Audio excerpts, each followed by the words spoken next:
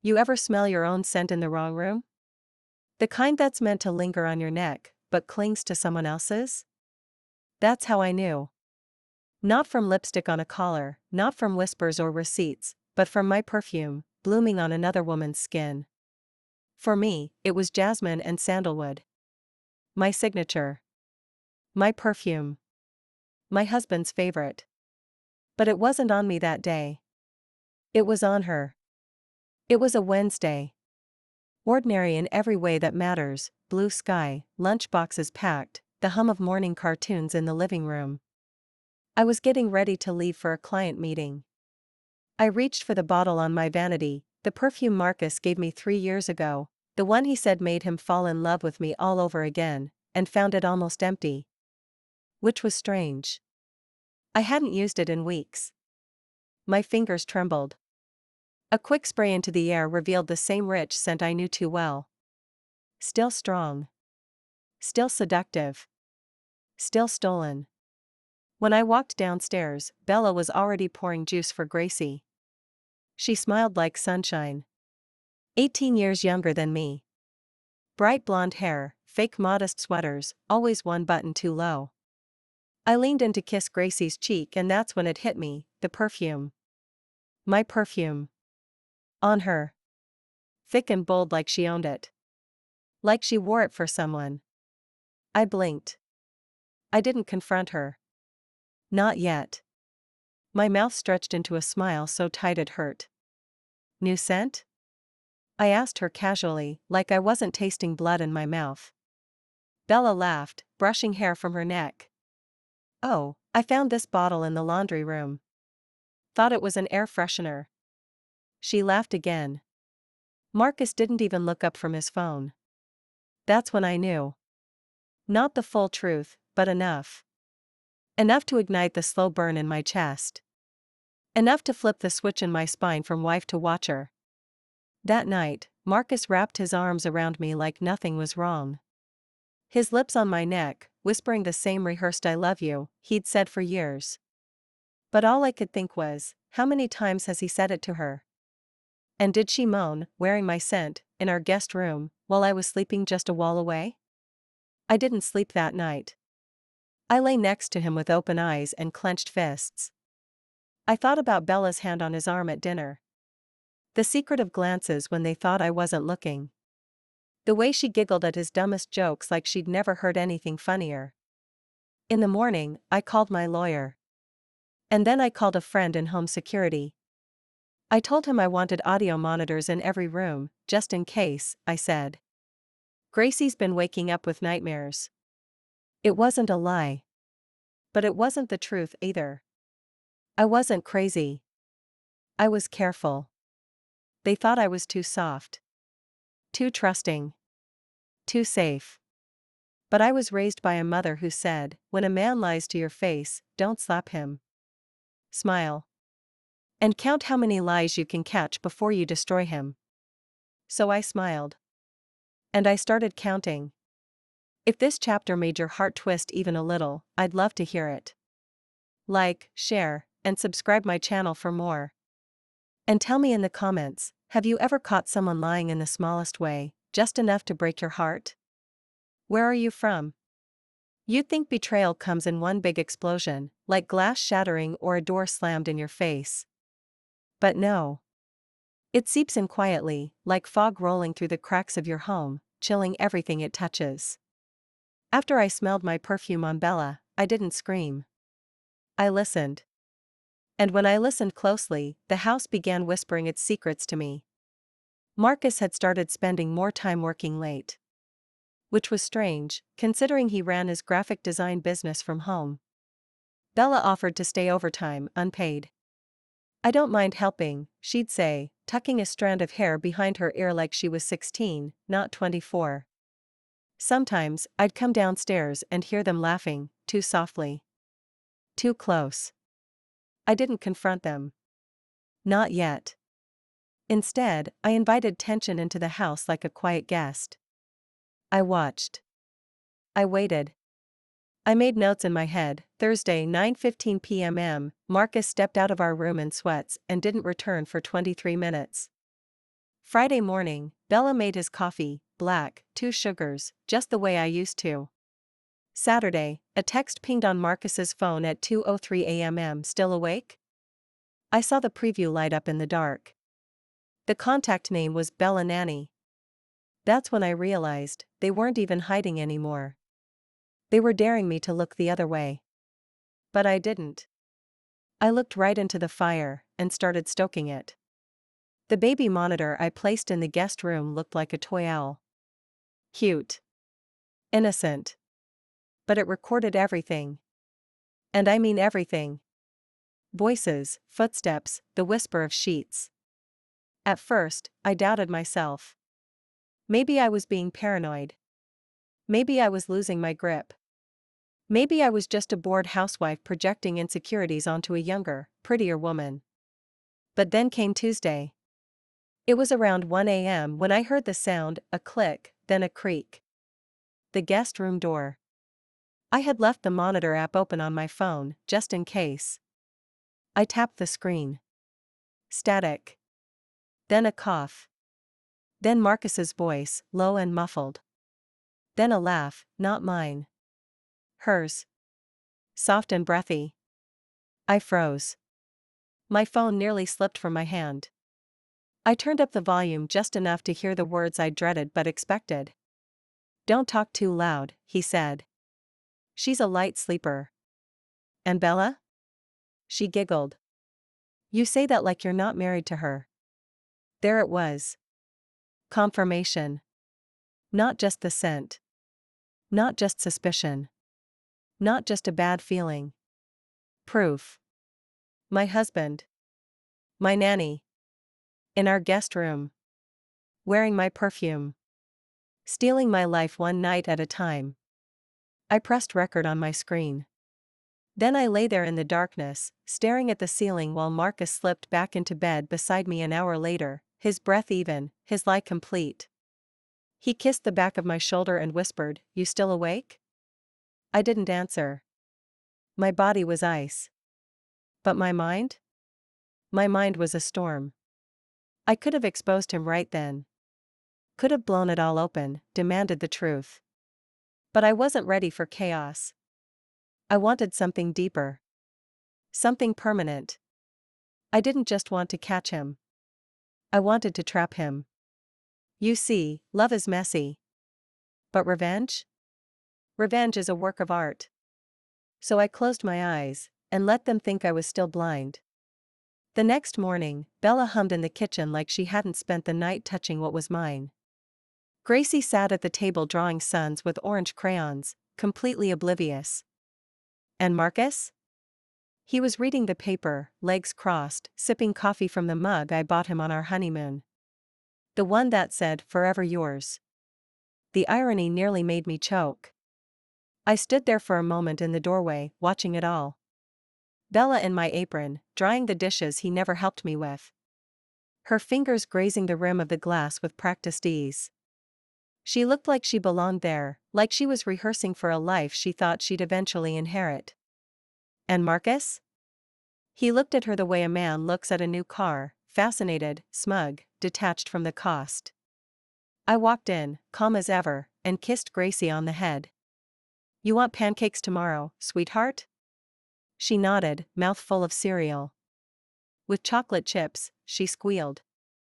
Of course, I smiled, meeting Marcus's eyes. "We'll make it together." He smiled, too wide. "Sounds nice."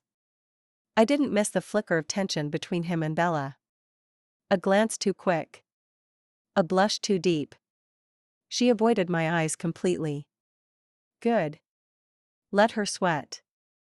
Because what they didn't know was that I had already transferred funds from our joint account into a private one under my name.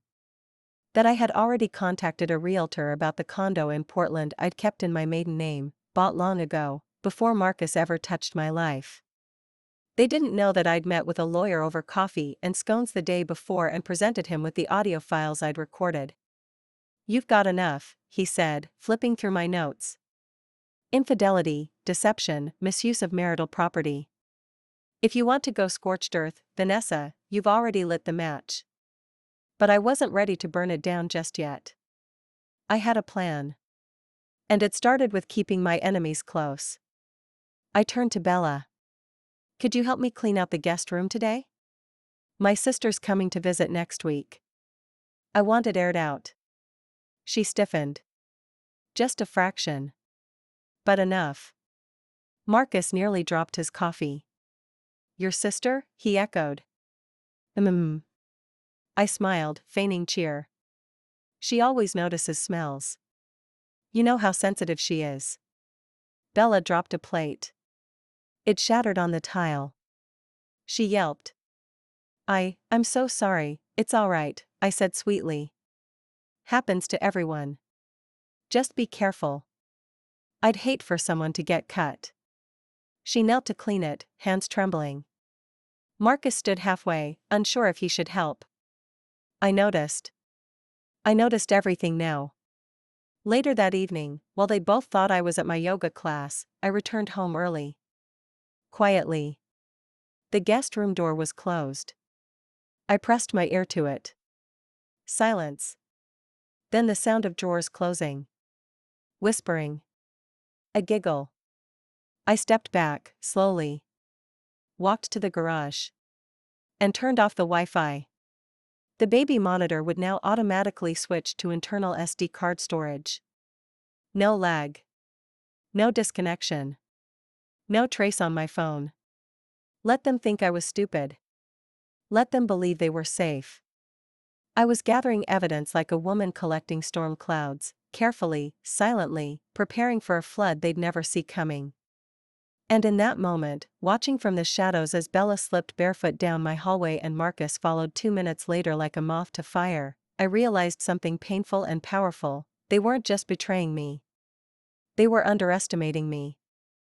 And that was their biggest mistake yet. There's a strange ache that comes with cleaning. It's not the physical motion, it's the memory stuck between the dust and glass. That evening, I stood in the living room with a cloth in my hand, staring at our wedding photo on the mantel. Marcus looked young. Proud. I looked naive. Radiant with trust. I wiped the frame gently, circling over the image like it was a bruise. A bruise I no longer felt the need to protect. Bella's laugh floated up from the kitchen. Light. Airy. Like the house belonged to her now. I leaned closer to the frame. You broke your vows, I whispered, so now I'll break your world. They had no idea I was recording every interaction. Not just from the guest room anymore. I'd added new devices in the kitchen, the office, and the garage. Even Gracie's playroom, because they were stupid enough to whisper when they thought she was distracted. And it worked. 3 days ago, I caught Marcus saying, "She's distracted lately. Maybe she knows." Bella responded with, "Then you need to be more careful. She's not as clueless as she looks." Not as clueless as she looks. I repeated that phrase to myself while vacuuming under the couch, smiling like a lunatic. I was done crying. I was done second-guessing. Every moment they spent tangled in their lies, I was quietly digging their grave. I emailed clips of their audio to my lawyer, organizing them by date and location. He called me yesterday, impressed. "You're not just building a case," he said. "You're writing a damn playbook."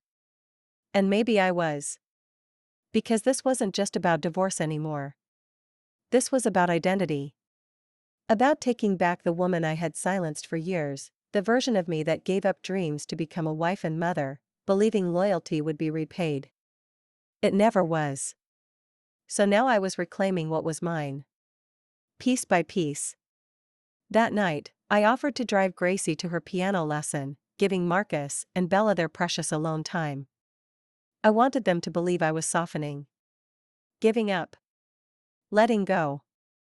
Instead, I set a trap.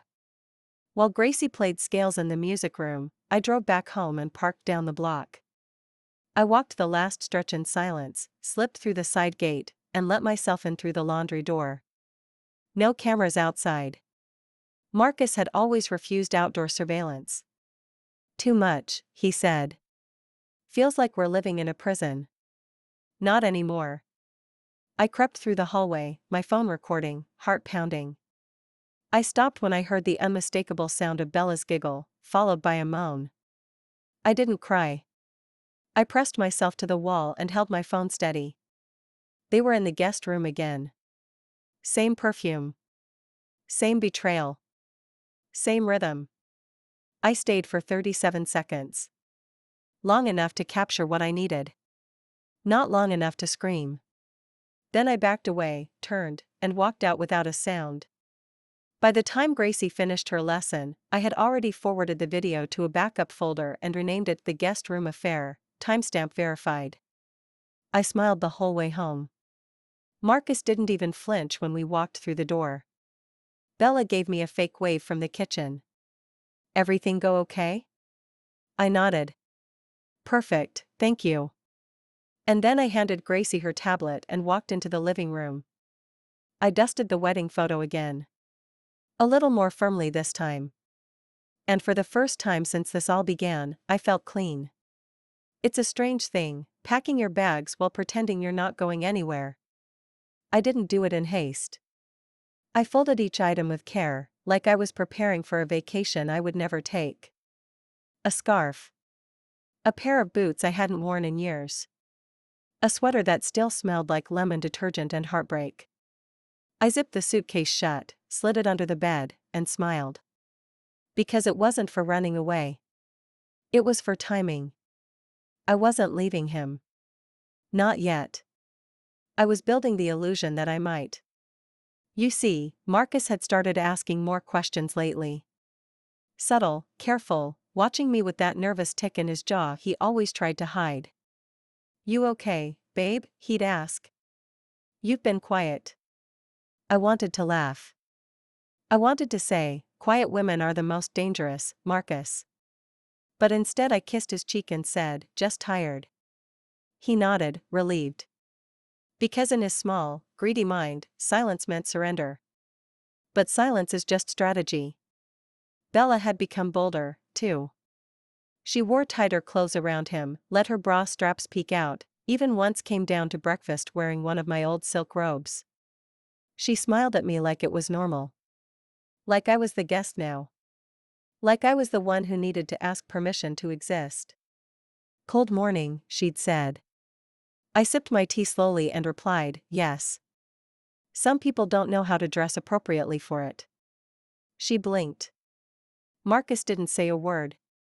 He never defended me anymore. Not like he used to. He thought I hadn't noticed. But I saw it all. That's why I packed. Not to flee, but to show him what he stood to lose. I placed the suitcase just far enough under the bed so he'd see it if he looked, just a sliver of the handle showing. Enough to plant the idea in his mind. Enough to make him wonder if I was thinking of leaving. That evening, I called my best friend, Jessa. The one Marcus never liked. Too nosy, he used to say. She was quiet when I told her what I'd found. Then she said something that made me pause. You don't need proof to leave, Vanessa. You just need a reason. And honey, you already have 100. But I wasn't ready to leave. I wanted them to be the ones to run. I wanted Bella to feel the floor shift beneath her. I wanted Marcus to sweat through his lies. I wanted them both to watch the world they stole from me slowly crack and collapse. So I left hints. I changed my passwords. I took photos of every document in Marcus's office. I checked the car's GPS history and found they'd taken drives during my book club nights. Once to a cabin outside the city. Once to a beach we'd honeymooned at. I printed the addresses and tucked them inside the pocket of my trench coat. Evidence. Every little betrayal, folded and filed, ready for the storm. At dinner that night, Marcus poured me wine. I was thinking, maybe we should take a weekend away. Just us. I smiled. Because nothing says guilt like sudden affection. Sure, I said softly. That sounds lovely. Bella's fork stopped halfway to her mouth. And that's when I knew, I wasn't just a wife anymore. I was the architect of their downfall. And the blueprints were almost complete. I knew the fear had finally set in when Marcus reached for my hand across the bed that night, and flinched when I didn't reach back. He'd been pretending all evening, playing the doting husband with forced laughter and compliments he hadn't used in months. "You look beautiful in that dress," he said while we brushed our teeth side by side, as if he hadn't spent the night before tangled in sheets that weren't mine. He placed his hand on my back when I passed him the toothpaste, holding it there just a second too long. Trying to feel something. But it was gone. Not just the love. The illusion. He was finally realizing I wasn't holding on anymore. So when he reached for my hand that night, barely touching, just fingertips brushing mine, I didn't move. I didn't pull away. I just didn't return it. His fingers hovered there, waiting. Waiting for forgiveness. For softness. For the version of me who would have whispered, "It's okay, I understand." But that version of me had died the moment I heard Bella moan my husband's name in the guest room wearing my scent. He withdrew his hand slowly. Turned over. Said nothing. And I smiled in the dark. Because silence was his punishment now.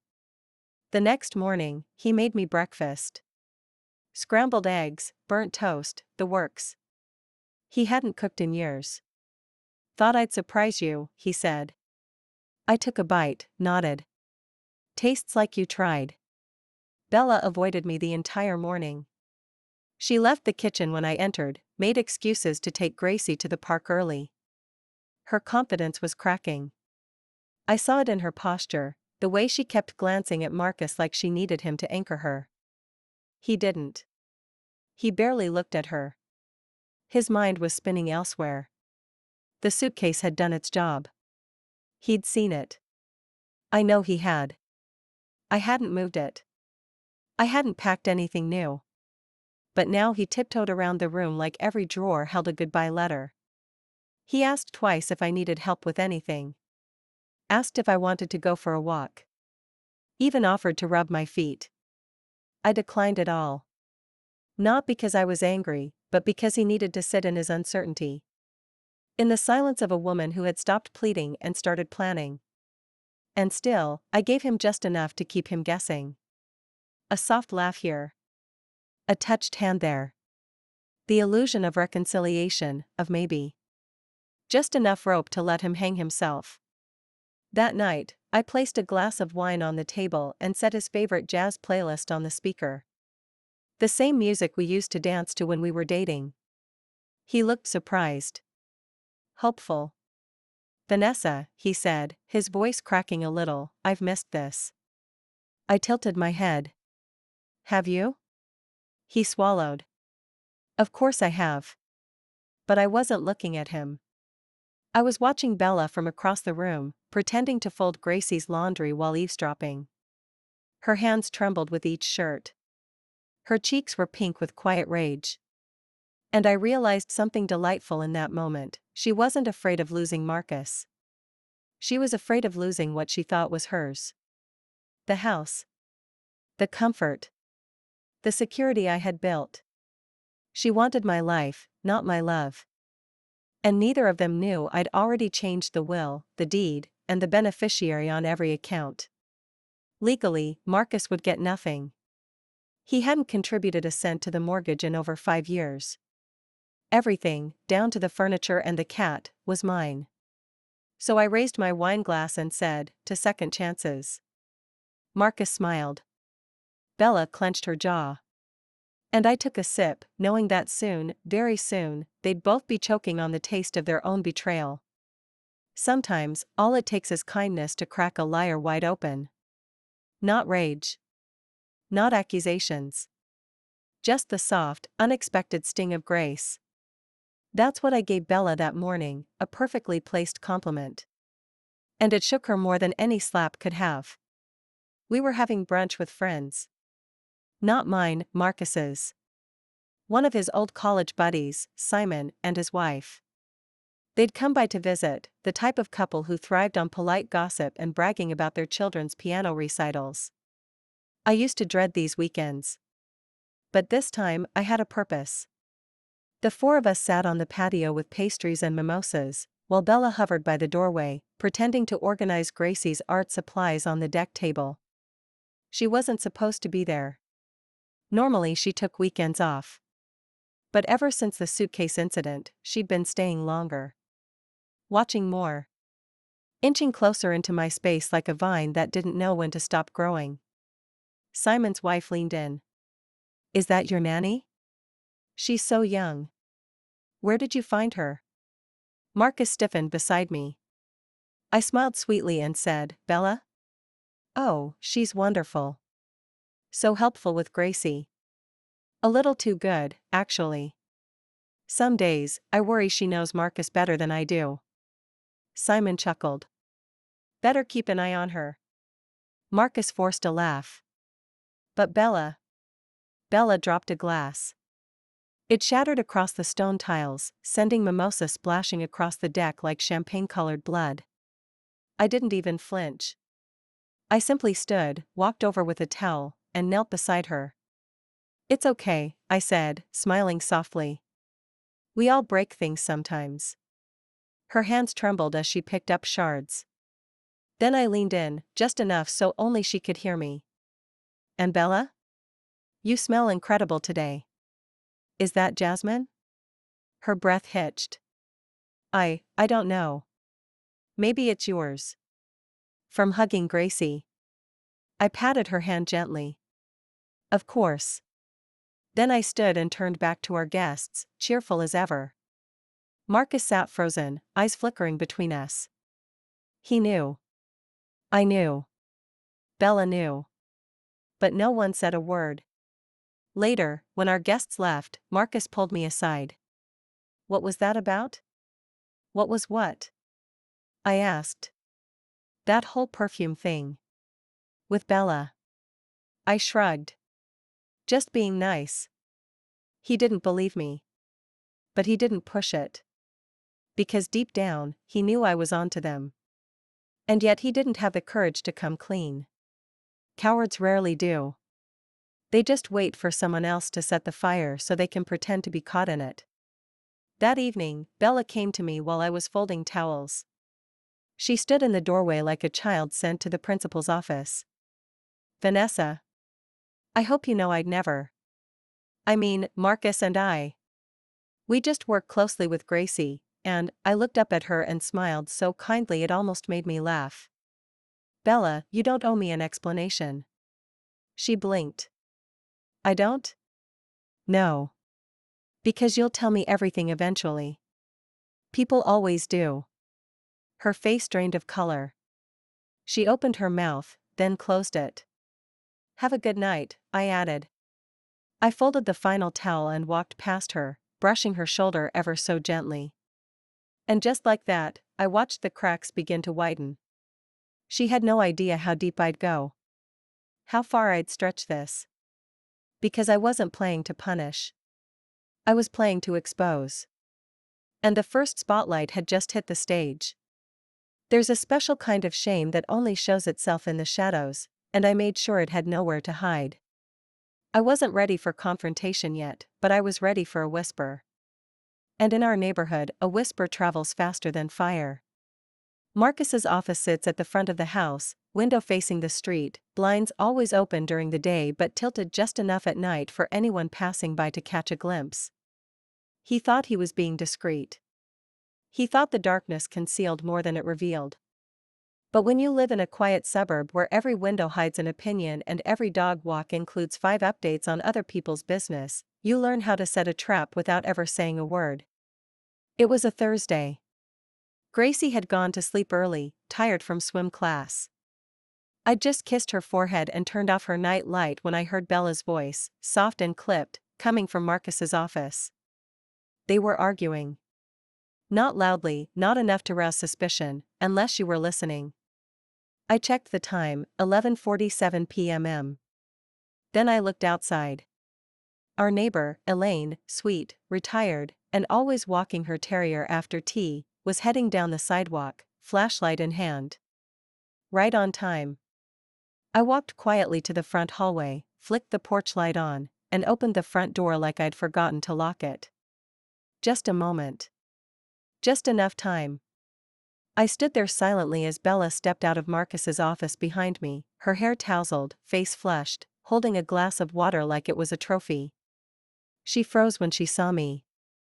I smiled. "Everything all right?" Marcus called from the office behind her. "Bella, wait," she stammered. Just getting water." "Oh," I said, looking toward the sidewalk. Elaine waved at me politely. Her eyes swept over Bella. The robe. The water. The time. I waved back. Bella rushed upstairs like a child caught stealing cookies. I locked the door slowly. And waited. The next day, Elaine accidentally dropped off extra mail at our house, mail that wasn't ours, and never had been.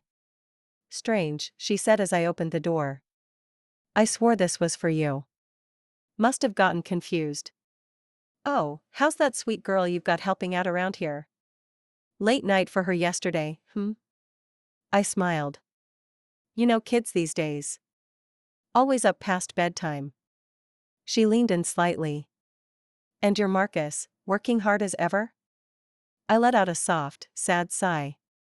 "Yes. Too hard, maybe." She squeezed my hand. "I'm here if you ever want to talk." That's all I needed. I didn't need to tell the world what he'd done. I just needed one seed planted. In a town like ours, seeds grow into storms. Marcus came home early that evening. Restless. Agitated. "I think Elaine's been acting weird," he muttered.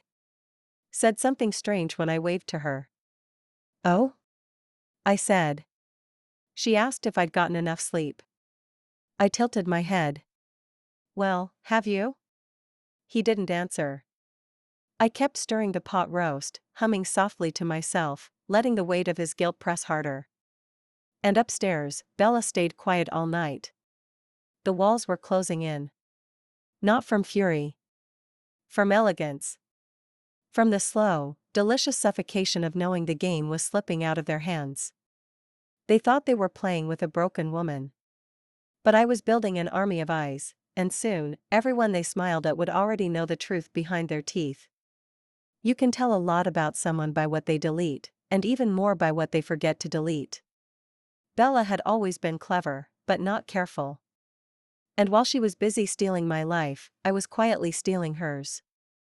It started with her laptop. Gracie had spilled juice on her tablet, and Bella offered to let her watch cartoons on her own device while I prepped dinner. She left it on the coffee table when she went to the bathroom. Harmless, right? Except she forgot to close her email, and I don't believe in coincidence. I didn't snoop. I searched. It took less than 30 seconds to find a folder on her desktop titled Resumes. Tucked within were copies of her applications to nanny jobs across 3 states. Normal enough, until I opened the attached references. The names weren't real. 2 listed families didn't exist, addresses in neighborhoods I knew were apartment buildings or vacant lots. Another claimed she worked for a couple who had moved abroad, yet one Google search revealed that the wife had died 3 years ago and the husband was serving time for tax fraud. The entire portfolio was fabricated. But that wasn't the real surprise. It was a video file, buried in a folder labeled "Do Not Open," sitting like a secret too tempting to ignore. I clicked. The footage was grainy, handheld. A man's voice.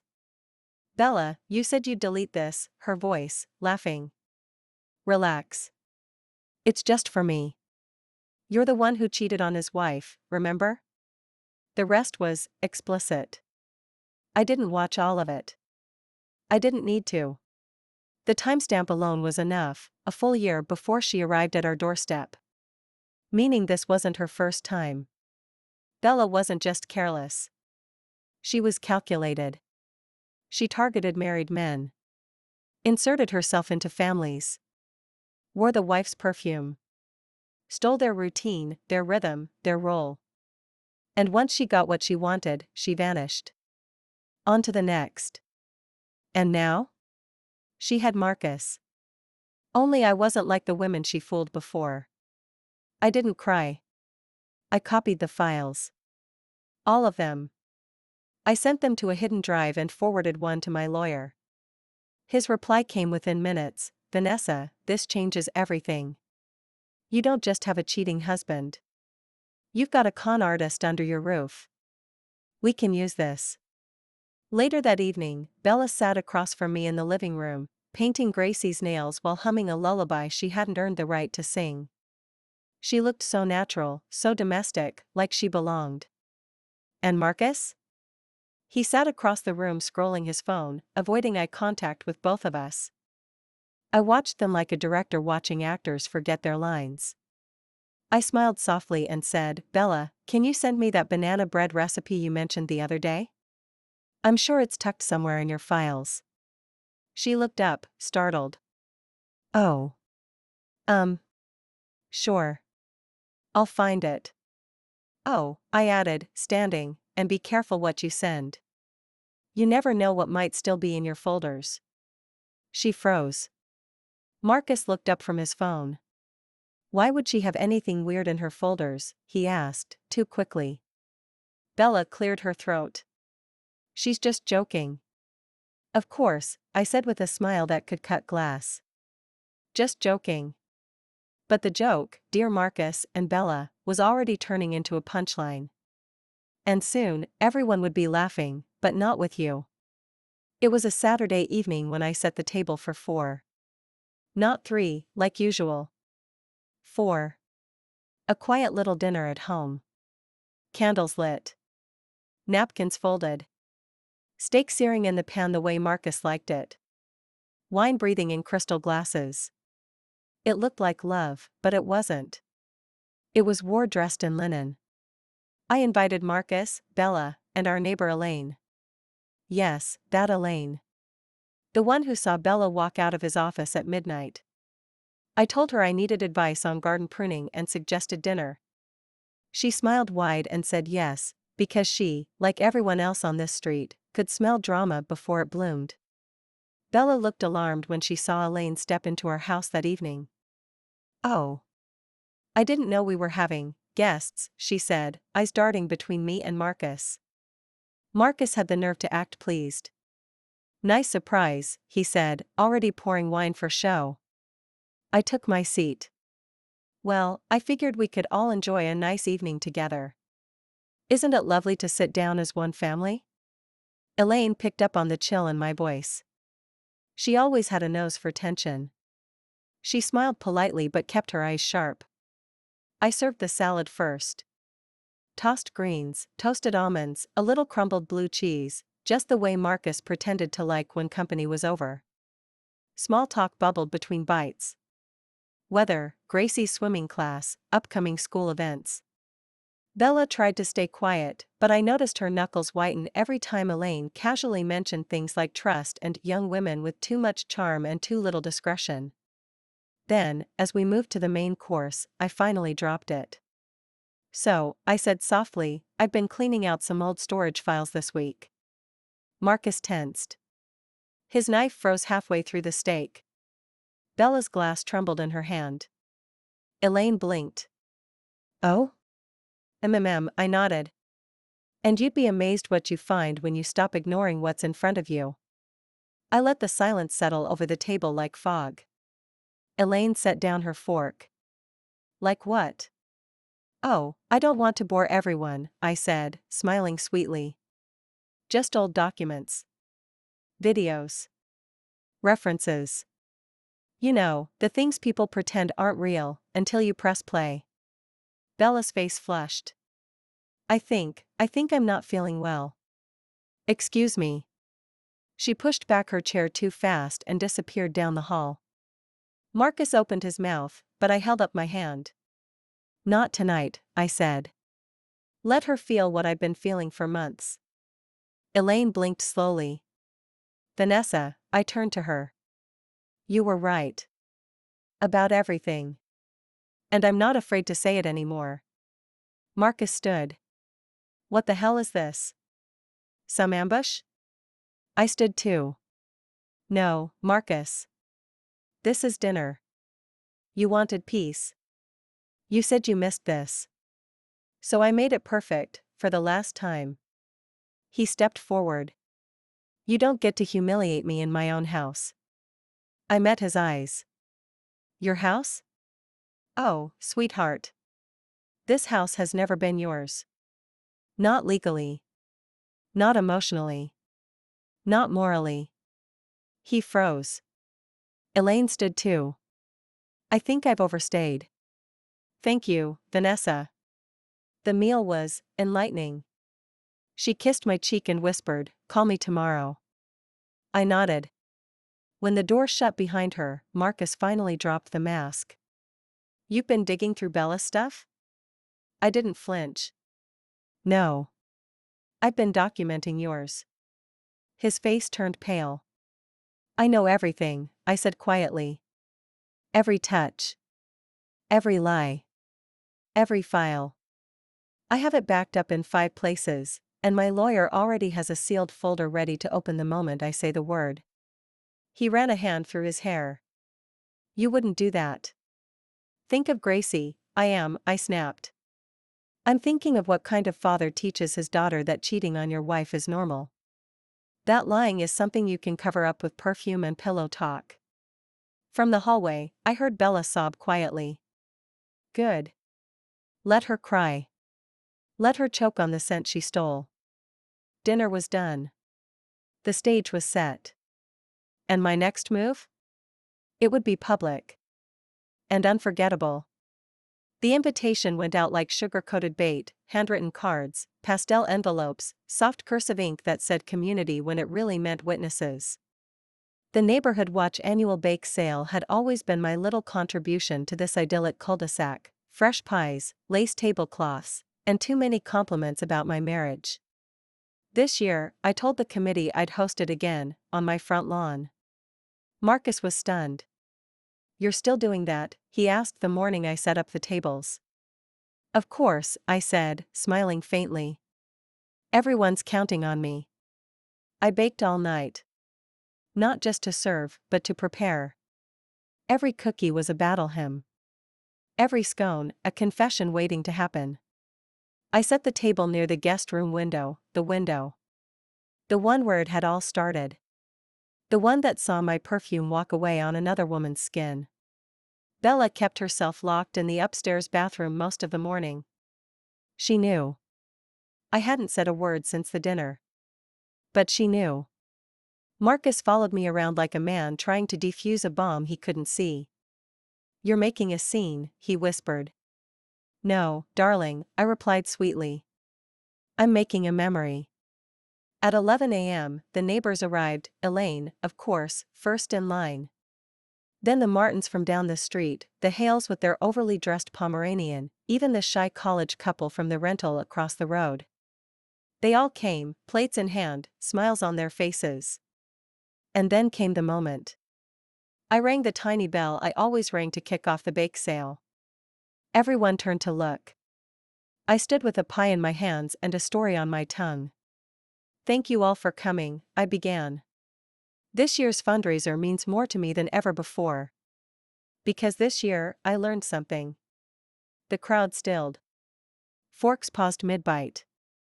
I continued, voice steady, that betrayal doesn't always come from strangers. Sometimes it sleeps in your house. Sometimes it borrows your perfume. Sometimes, it takes everything you are and wears it like a costume. There were murmurs. Bella, watching from the window, ducked behind the curtain. Marcus stepped forward. Vanessa. Enough. No, Marcus, I said calmly, now it's enough. I reached into the little donation box beside the cookies and pulled out a USB stick. On this drive are audio files. Videos. Proof of what's been happening in my home. And while I won't subject you to them now, I've submitted a sealed version to my attorney, to ensure my husband and our employee face legal consequences if necessary. Gasps spread through the crowd like wildfire. Elaine's mouth dropped open. One of the Hales dropped their cookie. This isn't just a bake sale, I said. It's a line in the sand. I looked at Marcus, his face ashen, mouth slack, hands shaking like a child caught stealing. You betrayed a woman who would have died for you, I said. You turned our home into a stage for your lies. And then I did something even I didn't plan. I took the pie I'd baked for him, pecan, his favorite, and slammed it down on the table so hard it cracked the glass beneath it. The crowd jumped. Someone clapped. Bella ran down the stairs, face streaked with mascara, and hissed, "You're ruining everything." I turned to her slowly. "Sweetheart," I whispered. "I haven't even started." She burst into tears and ran off the lawn. Marcus followed, mumbling apologies to the stunned guests as he disappeared down the driveway. I turned back to the crowd and smiled. "So, who wants a slice of justice?" And the line reformed. Just like that. Because even in the quietest suburbs, nothing tastes sweeter than the truth. The pie crust had barely cooled when I made the call. "Change every lock," I told the locksmith, "and remove the code panel from the side gate. No one gets in without a key, no one." The young man on the other end didn't ask questions. Within 2 hours, every door in the house was reset, every passcode erased, and a fresh set of polished brass keys jingled in my coat pocket like freedom. Marcus had gone out that morning. Said he needed to clear his head. I didn't ask where he was going. I didn't care. I knew exactly what I was doing, and by nightfall, so would he. At 7:22 p.m., the doorbell rang. I didn't answer right away. I watched from the upstairs hallway as Marcus and Bella stood at the front door, confused. He had one hand in his jacket pocket, the other holding a takeaway bag like dinner could fix betrayal. Bella stood behind him, arms folded, dressed in my gray sweater. The same one she once claimed got mixed in with hers. I walked slowly to the door, calm and deliberate. Unlocked the top bolt. Then the bottom one. Then opened the door just enough to look Marcus in the eyes. "Keys," he said flatly. "Not for you." His brow furrowed. "What the hell is this?" I stepped outside, pulling the door closed behind me. "This," I said, "is your first night in the world you created. The world where I don't open the door. Where your comfort is no longer guaranteed. Where your lies don't tuck you in at night." Bella's eyes darted between us. "You can't just lock us out." "Can't I?" I smiled. "This house is in my name. The mortgage is paid by me. The utilities, the taxes, the legal ownership, every brick of this house belongs to me. You were tenants of my kindness. Now the lease has expired." Marcus's mouth opened, then closed again. "I brought dinner," he said weakly. "For who?" I asked. "Me? Or the child you've been sleeping with under my roof?" Bella gasped. I turned to her. "I have your resume. I know about the other families. I know this isn't your first affair. I know about the video. The one where you laughed while calling a man's wife stupid. Remember that?" She turned white. You had no right." "I had every right," I snapped, my voice sharp enough to make her step back. "You brought poison into my home and expected me to drink it. You underestimated the woman who built this life." Marcus looked up, suddenly desperate. "Please. Don't do this in front of Gracie." I narrowed my eyes. "You did this in front of Gracie. Every day. Every time you touched Bella in the hallway while your daughter colored in the living room. Every time you left her bedtime story to sneak into the guest room." I let that hang in the air. Bella began to cry. "Where are we supposed to go?" Marcus asked quietly. "Anywhere," I said. "Just not here." Then I handed him a manila envelope. Inside were copies of the legal documents, separation paperwork, financial account removals, the revised will, the property claim. I had even included a list of local motels and the address of the condo Bella once applied to live in under a fake name. I stepped back inside and closed the door in their stunned, broken faces. And when Gracie asked later why Daddy wasn't home, I kissed her forehead and said, "Because Mommy finally made space for peace." I didn't scream. I didn't cry. I locked the door. And they were the ones on the outside now.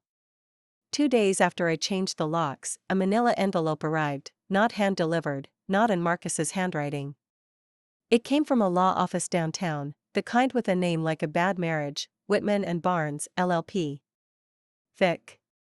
Formal. Cold. Inside was a summons for mediation. Marcus wanted to amicably divide assets and reach a settlement in private. Amicable. As if I hadn't tasted betrayal on my own pillow. As if his lies could now be filtered through legalese and come out cleaner. I read the letter once, twice, then laughed. Not out of humor, out of disbelief. The audacity of a man who had nothing left to claim demanding his share. But I didn't panic. I didn't throw the envelope in the fire. I poured myself a cup of tea, opened my laptop, and forwarded the scanned contents to my attorney with a note, "Let's burn him. Kindly." That afternoon, my lawyer called me. "I've seen a lot of gall in my career," she said, "but this is next level. He's asking for 50% of the property. He claims he helped build the household." I snorted. "He didn't build it. He just dirted it." She chuckled. "Well, he'll be in for a surprise. You documented everything." And I had. Every email, every bank transfer, every payment I made solo. Every screen recording of him logging into my accounts. Every unauthorized expense he claimed was for the family but was actually used on weekend getaways with Bella. Even the gas receipts matched up, thanks to the GPS logs I'd quietly downloaded. He thought I was a housewife with too much time on her hands. He didn't know I'd become an archivist of betrayal. I sent over the folders I'd labeled weeks ago: infidelity, proof of relationship with employee, financial negligence, timeline of non-contributions, Bella's false credentials and prior misconduct, custody protection, evidence of environment unfit for Gracie. I even included photos of the resume Bella had forged, the video clips of her with another married man, and her giggling voice saying, "She'll never know." Well, I knew. And now so would the court. My lawyer's reply was brief. "Let's give them a choice: disappear quietly, or face full exposure." That night, Marcus called. I didn't answer. He left a voicemail, his voice shaky, no longer smug. "Vanessa, we don't need to do this. We can still talk. I'm sorry for everything." He didn't even say her name. Not once. Because even now, he wanted to pretend she didn't exist. That she wasn't the match that lit this entire fire. The next morning, my lawyer sent his team a single-page reply. "Given the overwhelming evidence of infidelity, fraud, and malicious conduct, my client declines mediation. We will proceed with formal court filings, including a restraining order against both Marcus Trent and Isabella Moore. Any future contact will be considered harassment." Bella disappeared from social media that same day. Marcus stopped trying to knock. And for the first time in weeks, my house felt still. Not empty. Still. Like a pond that had stopped being disturbed. I poured myself another cup of tea and sat by the window, watching Gracie color in the sunlight. She looked peaceful. She looked free. And all I could think was, this is what justice feels like before it fully lands. Sometimes, punishment doesn't come in courtrooms or handcuffs, it comes in whispers. In the way people stop waving when you drive by. In the way chairs are set just far enough apart so no one has to sit beside you. Marcus wasn't arrested. He wasn't even sued, yet. But the fallout had begun. And it wasn't me swinging the hammer anymore. It was everyone else. The bake sale had been the match. But the real fire started in town the following week. It began at church. Marcus had shown up late, without Bella, trying to slide back into his usual pew like nothing had happened. He wore that familiar navy blazer and carried a Bible he hadn't opened in years. The same man who once said he was too tired for service had suddenly remembered God when his reputation was on trial. But God wasn't the one judging him. It was the congregation. I watched from across the room as he hovered by the aisle, scanning for a seat. The Thompsons, who always welcomed him with warm smiles, shifted. Mrs. Green, who used to call him sweet boy, turned her face to the hymnal. Even Pastor Ray, bless his gentle heart, gave only a brief nod before stepping away. Marcus ended up in the back row, alone. I could feel his discomfort all the way across the sanctuary. Like he knew that every polite silence was loaded. Every avoided gaze was a verdict. After the service, he tried to linger. Tried to shake hands. But no one lingered back. He walked toward me like he wanted to say something. But then little Gracie ran up and hugged my leg, beaming up at me with a drawing she made during Sunday school. "I made you a rainbow, Mommy," she said proudly. I bent down, kissed her hair, and smiled. Marcus froze. Because in that moment, surrounded by people who had chosen me, he realized what he'd really lost. Not just his wife. Not just his home. But the version of himself that people used to believe in. He turned and walked away without a word. And the space he left behind felt clean. Peaceful. A few days later, the HOA meeting happened. I didn't plan to attend, but I did. And I'm glad I did. Marcus had requested to speak about community reputation damage. He thought he could still salvage something. But when he stood up, fumbling with his notes, trying to convince everyone he'd been misunderstood, Elaine calmly raised her hand. "Marcus," she said, "do you think you're the victim here?" He stammered. I just want a fair voice." "Fair?" She laughed softly. "You stole from the woman who built you. You cheated under the roof she paid for. And then you sent lawyers when she didn't collapse." Another hand went up. Then another. One by one, the people around him began sharing what they saw, what they heard, what they knew. He lasted 7 minutes. By the time he sat down, his face was gray and his hands were shaking. And no one offered him a tissue. I drove home that night with my windows down, breathing in cool air that felt earned. For once, no performance, no mask. Just freedom. Because when the community turns its back, when the people who once defended you now look away, you don't just lose a marriage. You lose your name. And Marcus had finally lost his. I woke up that morning to my phone buzzing like a hive. Messages. Missed calls. Screenshots flooding in from neighbors, old coworkers, even Gracie's former preschool teacher. The nanny had spoken. Bella had posted a tearful, shaky video to social media, soft music in the background, puffy eyes, a carefully chosen sweater to make her look younger, more fragile. The caption read, "When the wife turns everyone against you just because he loved you back." In the video, she sniffled and said things like, "I never meant to hurt anyone, and I was just trying to be part of the family, and he said he wasn't happy long before I came along." I sat on my porch with my coffee in hand and watched the entire performance unfold. She wasn't just spinning the narrative, she was rewriting history. She made herself the victim. And Marcus? He was nowhere to be seen. Not even a mention. She was shielding him. Or more likely, he'd already moved on. But I didn't flinch. I didn't comment. I didn't call. Instead, I opened the folder labeled contingency. Because I knew this day would come. In it was an audio file, one she didn't know I had. A recording from the baby monitor, back when they thought they were safe. Bella's voice, high and giddy, "Do you think she knows?" Marcus, "Not a chance. Vanessa still thinks we're working on her birthday surprise." Bella, laughs, "Poor thing. She's so dull. You said she stopped being fun after Gracie." Marcus, "She's just there. Like furniture." Bella, "Well, we'll be rid of her soon, right?" Marcus, "Soon as I get my hands on the equity. She can have her piece. I want the house." That last line. I sent the recording to my lawyer and to a trusted contact at the local parenting forum who ran a private network of neighborhood women. The title of the upload? Truth from the guest room. No commentary.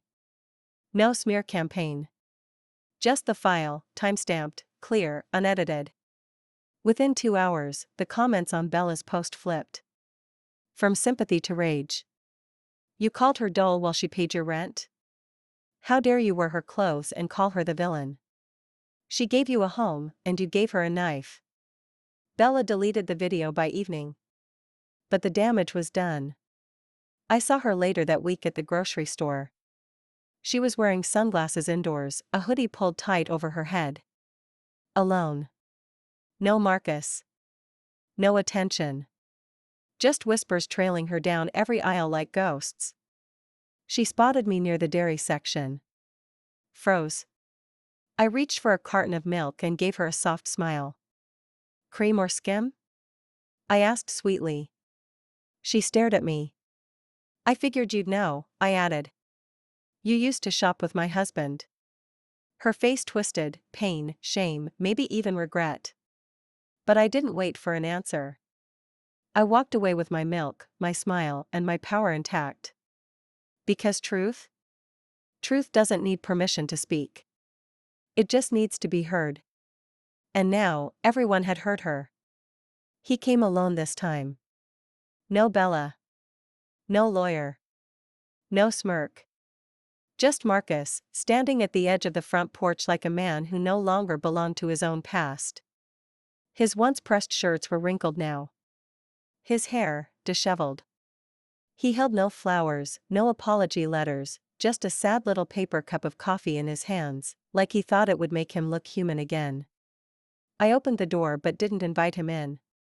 He stared at the threshold like it was a border between heaven and exile.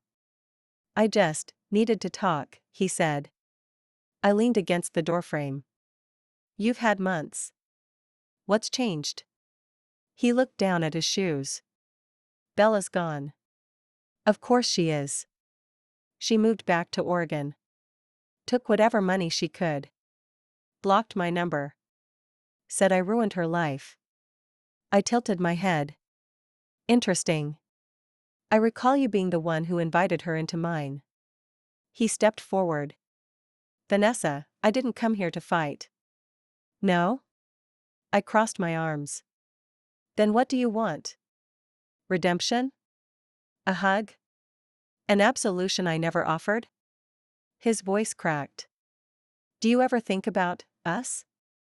That's when I laughed. Not a bitter laugh. Not a cruel one. A clean one. The kind that rises up from years of buried tears and finally bursts through the cracks of silence like sunlight. I think about the me I used to be, I said. The woman who bent over backward to make your favorite meals. Who stopped working full-time so you could pursue your passion. Who carried our daughter alone through midnight fevers while you worked late in the guest room. He swallowed hard. But you? I added. I don't think about you. Because I don't miss weakness. He blinked. I'm not weak. You cheated with a girl who wore my perfume and called that love. That's not strength. That's cowardice dipped in lust. He gripped the coffee tighter. I made a mistake. I smiled coldly. No, Marcus. A mistake is forgetting your anniversary. A mistake is burning dinner. What you did was strategy. Rehearsed. Repeated. And you never thought I'd catch you, because you never thought I mattered enough to notice. He shook his head, stunned. You're not the same woman I married. No, I said, leaning closer. I'm the woman who survived the one you did. For a second, I saw it, the flicker of realization in his eyes. The broken boy beneath the aging man. The one who thought charm could outrun consequence.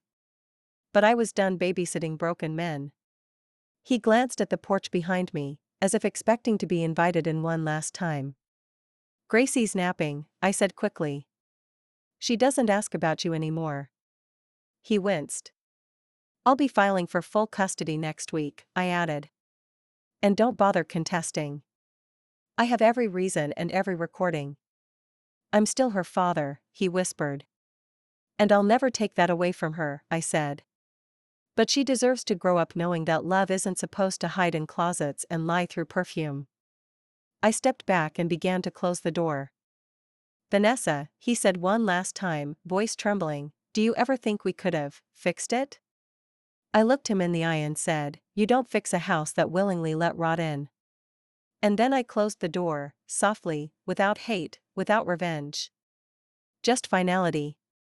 Behind me, the hallway was warm. My life was quiet. My daughter, safe. I locked the door. And on the other side, Marcus finally stood alone. Bella had always been theatrical. Even before the affair exploded, she craved an audience, someone to watch her perform kindness like a well-rehearsed monologue. So it didn't surprise me when I heard she was scheduled to speak at a local women's panel on resilience after heartbreak. The irony nearly choked me. She'd marketed herself as a reformed victim. The flyer had her face on it, soft lighting, lips parted in pain, eyes looking somewhere just off camera like she was still lost in the wreckage. The caption beneath read, "From mistake to meaning, how I reclaimed myself." I nearly laughed. But instead of reacting, I RSVP'd. I sat in the middle row, blending in with the crowd, mostly young women, a few older ones, and a handful of press bloggers who lived for this kind of half-truth spectacle. She stepped onto the stage in a cream blouse and modest skirt, hair in a neat bun, a soft chain with a heart pendant resting at her throat. I recognized it. It was mine once.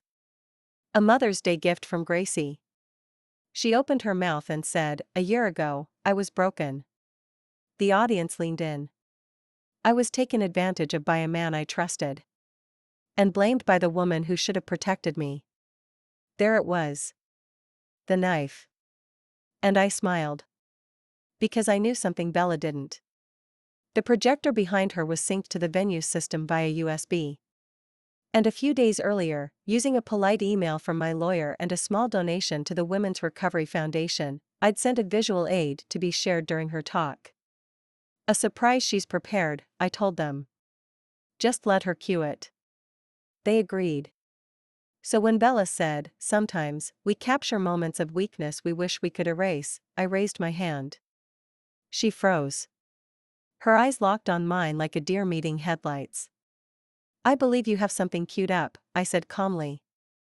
"You mentioned it in your materials. A clip about resilience?" She hesitated.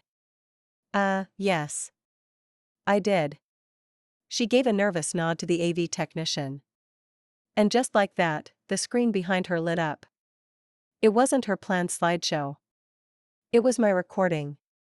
The one from the baby monitor. The real Bella. She's so dull. You said she stopped being fun after Gracie. Well, we'll be rid of her soon, right? Marcus's voice, soon as I get my hands on the equity. She can have her piece. I want the house. Gasps echoed through the hall. One woman stood up and said, "Is this real?" Another whispered, "She lied." Bella stood frozen, her mouth open, the microphone still in her hand. Her face drained of color. Her chest rose and fell like she couldn't catch her breath. "This isn't fair," she choked. But I stood then, too. "It's the truth," I said, voice calm. "You hurt a mother in her own home. You called it love. You called me the villain. But your own words said otherwise." The host of the panel walked on stage, her face tight with embarrassment. "Ladies and gentlemen," she said quickly, "we'll take a short break." Bella stormed off stage. I didn't follow. I didn't need to. Because sometimes, revenge isn't screaming or slamming doors. Sometimes it's letting someone walk into the very fire they lit, and watching the flames finally recognize their owner. And Bella? She burned. Quietly. Publicly. And completely. It arrived in a thick white envelope, hand-delivered by a courier wearing sunglasses and a blank expression. No emotion. No fanfare. Just a final chapter disguised as paperwork. Divorce decree. Finalized. Custody granted. House awarded. I sat at the kitchen table with a cup of tea that had long gone cold. Gracie was at school. The sunlight poured in through the window, falling across the hardwood floor like it used to when Marcus would whistle while making breakfast, before the lies. Before the smell of jasmine stopped meaning me. I didn't cry. I didn't smile either. I just breathed. A deep, complete breath. The kind I hadn't taken in years. The decree gave me everything I fought for: legal sole custody of Gracie, full ownership of the house, and zero financial obligation to Marcus. His request for spousal support had been denied. The judge called his claims audacious and unsupported, and the file now lived in the courthouse archives like a coffin no one would ever revisit. I signed the final page with a pen I'd used to write holiday cards. I watched the ink dry. That night, I cooked dinner, just me and Gracie. Her favorite, spaghetti with meatballs shaped like stars. "Mommy," she asked between bites, "are we happier now?" I looked at her. Her eyes so bright. So free of confusion. No longer asking when Daddy was coming home. No longer flinching at tension she couldn't name. "Yes, sweetheart," I said. "We're finally where we're meant to be." I tucked her in early and sat alone in the living room afterward, lights dimmed, glass of wine in hand. No drama. No noise. Just stillness. Until my phone buzzed. A message. But not from Marcus. Not from Bella. From someone I hadn't heard from in years. Monica, my former coworker from the architecture firm I left when I got pregnant with Gracie. "Hey Vanessa. I saw the news. I know it's been a long time. But we've just opened a new office in Portland. If you're thinking about returning to the field, we'd love to have you." I stared at the message. Me? The woman who hadn't designed a single building in 6 years? The woman who once traded blueprints for bottles, who became a background character in her own home. She was being invited back. And for the first time in a long time, I saw possibility. Not revenge. Not heartbreak. Just the kind of possibility that starts when silence finally has space to become voice again. I typed back slowly, "Monica, thank you. I'd love to talk. I'm ready." Because I wasn't just reclaiming my house or my name anymore. I was reclaiming me. The woman I was before the perfume, before the betrayal, before the lies crept into the sheets and told me I was replaceable. No more. I wasn't expecting mail that day. Not with my name handwritten in uneven curves across a cream envelope that had no return address. No postmark either. Just, delivered. Probably dropped into my mailbox by someone too ashamed to send it the traditional way. I opened it cautiously. Inside was a single sheet of paper. Lined. Torn from a journal. The handwriting was Bella's, round, hesitant, like she had to force herself to press pen to page. I almost didn't read it. Almost threw it away. But something about the stillness of the moment begged me to finish what had started months ago. "Vanessa, I know I'm the last person you want to hear from. I've been writing this for weeks and throwing it away every time. But today, I decided not to run. You deserve to hear this, if only to close the book for good. You didn't deserve what I did to you. I came into your home wearing a smile I didn't earn. I pretended to love your daughter like she was mine, and I let a man lie to me about who you were. But the worst thing I did wasn't sleeping with Marcus. It was letting you feel crazy in your own house. You were never dull. You were never weak. I was jealous of the life you had, even though I didn't understand what it meant to build one. I thought I could take your place. But no one can. You didn't scream. You didn't slap me. You didn't destroy me publicly, you let me do that all by myself. That day at the panel? That recording? You didn't just humiliate me. You showed me who I really was, and what I'd become. I've left this town. I'm starting over, somewhere quiet. I've applied for work using my name. No lies. No borrowed perfume. I'm sorry for what I did to you. I'm sorry for what I did to myself. Tell Gracie, she was the only part of it that ever felt real. Bella, I read it twice. Then a third time.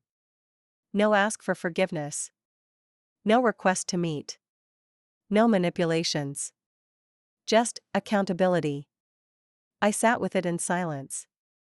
The old me would have wanted revenge. Fire. Closure carved from Bella's tears. But the woman I was now? She only wanted peace. I folded the letter and tucked it away, not in a drawer, not in the trash, but in a small box marked Truths I Survived. Because that's what this was now. A truth. A wound that no longer bled. That night, I stood by Gracie's bed and watched her sleep. Her little chest rising, falling, her arms curled around the stuffed elephant Bella once gave her. I thought about telling her. About explaining everything. One day I would. But not tonight. Tonight, I whispered, we're okay now. And I meant it. The final chapter begins with the final moment of reflection, power, and peace. But first, subscribe my channel if this story touched you. Tell me in the comments, have you ever had to rebuild your life after betrayal? Where are you from? This morning, I opened the drawer I had once stopped opening. The one that held my perfumes, the ones I had pushed to the back like relics of a time when I still believed in the honesty of a man's words. And there it was, jasmine and sandalwood. The one that started it all. The scent that used to make me feel adored, before it became a ghost of betrayal. For months, I couldn't bring myself to wear it. Because it didn't smell like me anymore. It smelled like her. But today, it was mine again. I lifted the bottle, removed the cap, and sprayed once into the air. I closed my eyes, and for the first time since everything shattered, I smiled. It didn't smell like betrayal. It smelled like ownership. Like memory, but not mourning. Like power, but soft. I wore it for me, not for Marcus, not for the world, not to be desired, but because it reminded me who I was before I forgot. Gracie came into the room, eyes sleepy, cheeks flushed. "Mommy," she said, "you smell like the pretty lady again." I knelt in front of her. "I am the pretty lady, baby." She giggled and hugged me, burying her face in my shoulder. And in that moment, I wasn't a woman who had been cheated on. I wasn't the wife who'd been replaced or the mother who'd been lied to. I was whole. Later that day, I drove to Portland and walked into Monica's firm for my first meeting. They showed me a new project, a children's library. Light-filled, playful, elegant. It needed someone who could design a space that made people feel safe and seen. I didn't hesitate. "I'm in," I said. And they welcomed me back, not just as an architect, but as a woman who had survived the kind of betrayal that could have erased her. But I didn't vanish. I built. I bled. And I rebuilt again. Marcus never returned to the neighborhood. He moved to another city, I heard. Tried to start over. Maybe he did. Maybe he didn't. I no longer checked. Bella stayed gone. No more letters. No more apologies. But I kept her last one, like a cautionary tale folded in ink. My home became warm again. Full of laughter, of baking smells and music that I played for no one but myself. I even started hosting again, brunches, book club, small dinners under fairy lights in the backyard. And no one looked at me like I was a victim anymore. Because I never really was. I was the woman they betrayed. But I was also the woman who watched, who waited, and then made them wish they had never underestimated me. So if you've ever smelled something familiar on someone else, if you've ever felt the floor shift beneath your marriage, if you've ever smiled through tears while holding a truth no one else could see, know this: you are not weak. You are not forgotten. And one day, when you open the drawer again and reclaim what was taken, it will smell like you again. If you made it to the end of this story, tell me in the comments, where are you from? And have you ever been betrayed by someone inside your own home? Subscribe my channel for more stories of quiet strength, devastating truth, and powerful women who take their lives back, one breath, one step, one revenge at a time. Thank you for listening. Vanessa Trent.